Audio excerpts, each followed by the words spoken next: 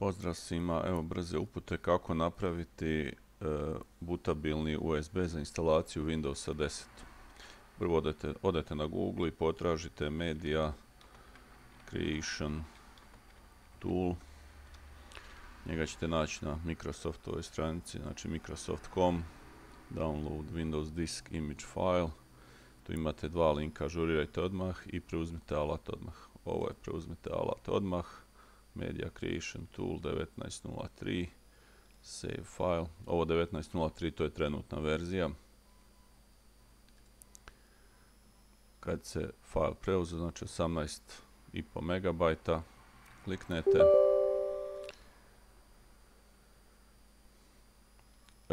U međuvremenu ubodete USB na koji želite staviti instalaciju Windowsa 10 u USB utor u vašem računalu.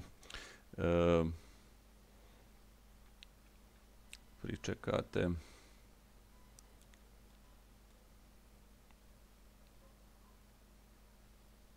Inače, Microsoft trenutno daje instalaciju Windowsa potpuno besplatno za preuzimanje, s tim da vam onda radi mjesec dana bez aktivacije, pa prestane raditi ako ju ne aktivirate. Ovo je licenčni ugovor, prihvaćam.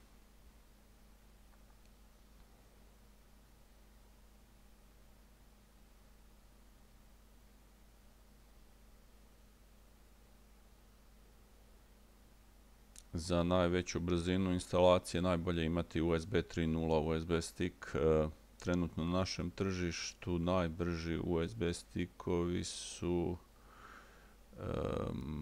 SanDisk, sad ne znam da li je SanDisk Ultra ili Extreme, SanDisk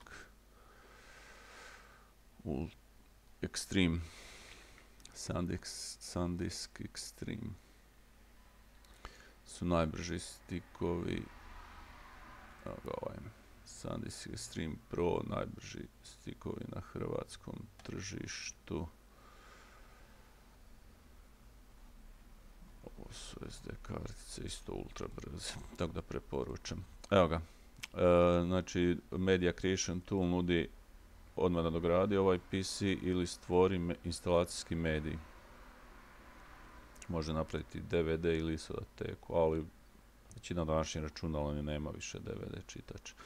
Znači USB.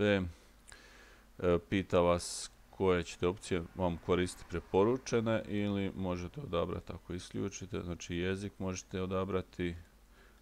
Windows 10 trenutno samo jedno i koje 64 ili 32 bitno. 64 paše na većinu na sva današnja računala. 32 bitno trebate za neka starije računala. Dalje, USB izbrisivi memorijski pogon, kaže da mora biti najmanje 8 GB. Dalje, pita koji, znači odaberete vaš USB kojeg ste uboli, kod mene je to H. Dalje. Preporučam ugasiti, pauzirati antivirus, jer Media Creation Tool na USB sticku pravi auto-run inf datoteku koju dosta antivirusa spriječava da se napravi, jer se može koristiti u negativnom smislu za pokretanje stvari prilikom uboda USB-a u računalo, ali to ovdje nije, ali spriječi doslovno nastanak cijelog USB instalacijskog zato što ne može napraviti auto-run inf. Ali pauzirajte vaš antivirus. Mislim da sa ovim ugrađenim Microsoftovim nema tih problema, ali ovi malo bolji antivirusi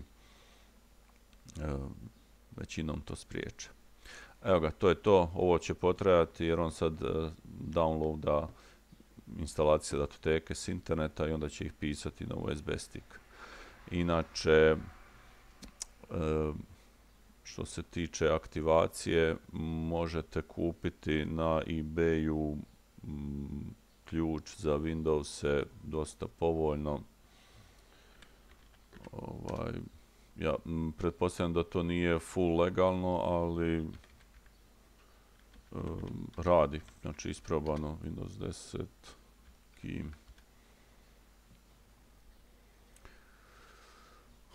znači za $4 možda i manje. Price plus shipping, lowest first. Za $1.12. Ja sam kupio jedne takve i rade bez problema već dugo. Znači ništa. Ili možete sa KMS Pico alatom isključiti aktivaciju. KMS Pico alat možete skinuti sa moje stranice unutar ovog članka koji će biti bez Wireless HR. Evo, pretplatite se na moj kanal i pratite nas na Facebooku.